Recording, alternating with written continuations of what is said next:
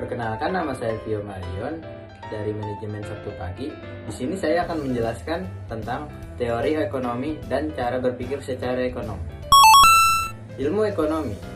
Ilmu ekonomi dapat didefinisikan sebagai suatu ilmu yang mempelajari bagaimana manusia membuat pilihan-pilihan untuk menggunakan sumber daya yang terbatas dalam rangka memenuhi kebutuhan dan keinginan yang tidak terbatas. Selanjutnya, masalah pokok perekonomian. Masalah pokok ekonomi adalah masalah yang muncul ketika sumber daya yang digunakan terbatas untuk memenuhi permintaan. Masalah ekonomi ini akan selalu muncul dalam kehidupan sehari-hari.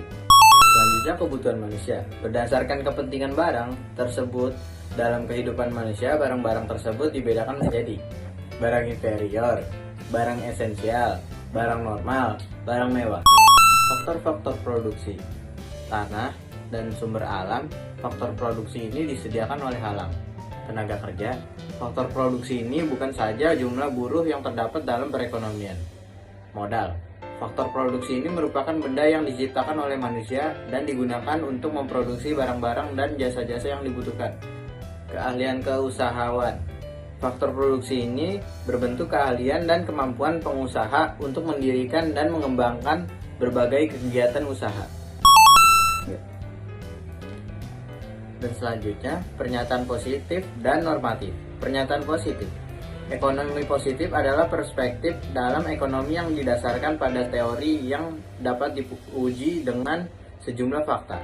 Sedangkan pernyataan normatif, pernyataan ekonomi normatif adalah pendapatan subjektif.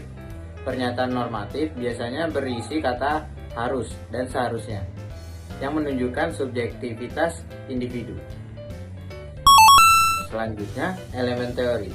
Yang pertama, definisi yang menjelaskan tentang hubungan sifat-sifat teori. Yang kedua, serangkaian asumsi atau perhitungan mengenai situasi yang harus dibentuk sehingga teori itu valid. Yang ketiga, satu atau beberapa hipotesis mengenai hubungan dengan sifat-sifat variabel yang saling terkait.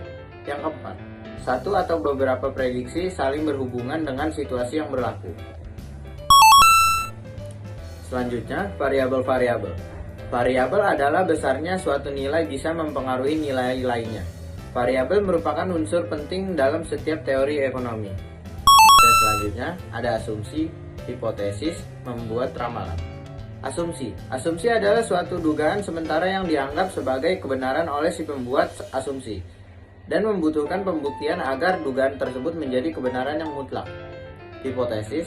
Hipotesis adalah pernyataan tentang bagaimana variabel yang dibahas terkait satu sama lain. Membuat ramalan. Di dalam teori ekonomi, terdapat dua pernyataan penting dalam menganalisis kegiatan ekonomi di masyarakat. Sekian penjelasan teori ekonomi dan cara berpikir secara ekonom dari saya, Vio Marion, dengan NIM 11122204. Terima kasih.